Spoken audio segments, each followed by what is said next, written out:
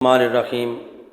نحمد و نصلی علی رسول الکریم السلام علیکم ورحمۃ اللہ وبرکاتہ۔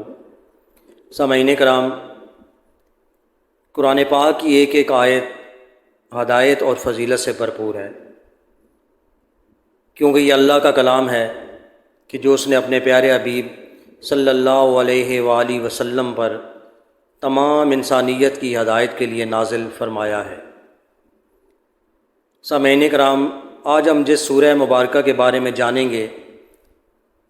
اس کی فضیلت مختلف احادیث مبارکہ میں آئی ہے۔ ایک روایت میں آیا ہے کہ حق تعالی شانہ نے سورہ مبارکہ کو آسمان و زمین کے پیدا کرنے سے 1000 برس پہلے پڑھا۔ جب فرشتوں نے سنا تو کہنے لگے کہ خوشحالی ہے اس امت کے لیے جن پر یہ قرآن اتارا جائے گا، اور خوشحالی ہے ان دلوں کے لیے جو اس کو یاد کریں گے، اور خوشحالی ہے ان زبانوں کے لیے جو اس کی تلاوت کریں گی۔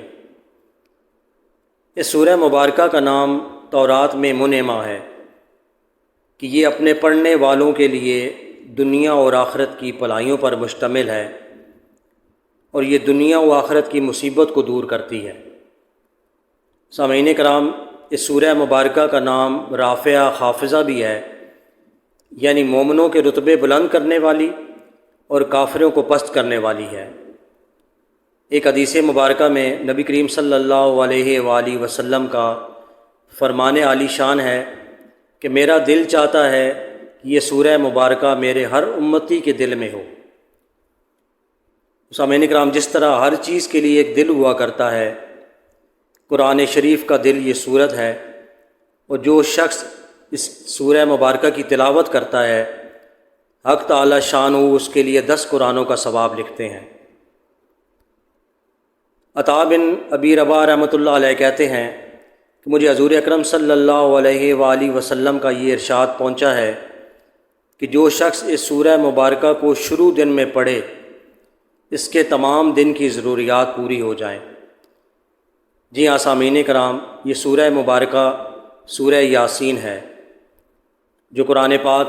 کے 22ویں سپارہ کے آخر میں اور 23ویں سپارہ کے شروع میں ہے۔ مختلف روایات میں اس کے مختلف فضائل بیان کیے گئے ہیں کہ جن میں یہ ہے کہ جو اس سورہ مبارکہ کو پڑھتا ہے محض اللہ کی رضا کے لیے تو اس کی مغفرت کی جاتی ہے، اور جو بھوک کی حالت میں پڑھتا ہے وہ سیر ہو جاتا ہے،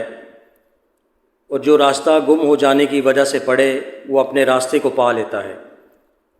اور جو شخص جانور کے گم ہو جانے پر اس سورہ مبارکہ کی تلاوت کرے تو وہ اپنے اس جانور کو پا لیتا ہے، اور جو ایسی حالت میں پڑھے کہ کھانا کم ہو جانے کا خوف ہو تو وہ کھانا اس کے لیے کافی ہو جاتا ہے۔ اور سامعین کرام، اس کے فضائل میں یہ بھی ہے کہ جو ایسے شخص کے پاس پڑھے کہ جو نزع میں ہو تو اس پر نزع میں آسانی ہو جاتی ہے، اور جو ایسی عورت پر پڑھے کہ جس کے بچہ ہونے میں دشواری ہو رہی ہو تو اس کے لیے بچہ جننے میں سہولت ہو جاتی ہے۔ سامعین کرام، ان تمام احادیث مبارکہ کو جاننے کے بعد اس سورہ مبارکہ کی فضیلت بہت واضح ہو گئی ہے، اور نبی کریم صلی اللہ علیہ وآلہ وسلم کی حدیث مبارکہ کی روشنی میں کہ یہ سورت میرے ہر امتی کے دل میں ہو، ہم تھوڑی سی کوشش اور توجہ سے اس کو زبانی بھی یاد کر سکتے ہیں،